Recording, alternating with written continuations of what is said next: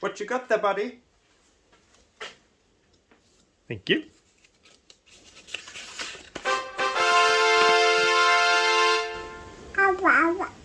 Hey guys, I just wanted to say thank you so much for 20,000 subscribers.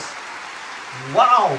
I still remember when this channel had 100 subscribers and I thought, wow, 100 people actually want to follow what I do. And now we are 20,000. That's unbelievable. I'm very honored that so many of you like what I do. I know I'm not uploading videos in the same pace as before, and that has to do with the little guy you saw in the beginning. I'm neck deep in being a dad, and that's the coolest thing ever.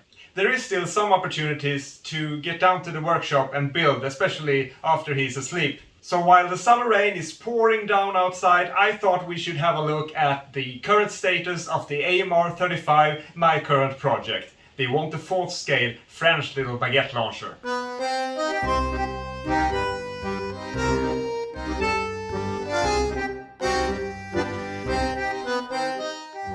So this is how the 1/4 scale AMR is standing currently, and it is standing under its own weight, on its own springs.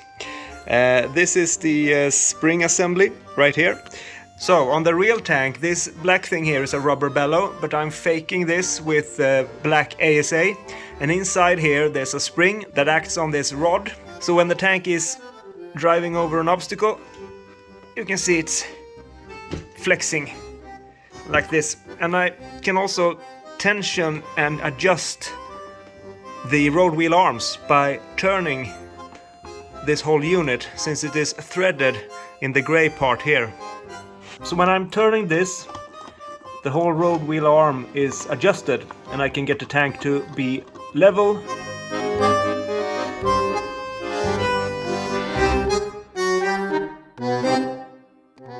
I also got the mechanism for the tension wheel working. By adjusting this screw here, I can release or tension the rearest wheel, making it going up and down and tensioning the tracks.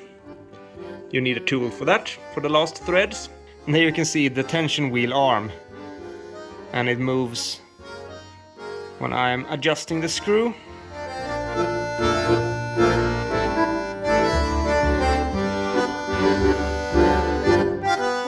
Moving upwards, we can see the engine mount printed in a PLA Plus. They are the same motor mounts as in my Stridsvagn 105, and that's because I'm using the same screwdriver or electric drill for the AMR-35. So I had these files since before. Currently, one of the motors is mounted and secured in the bottom of the hull, but the belt still lacks tensioning. The other motor is still waiting on its fixation, but I have aligned it somewhat, just to make sure that everything fits.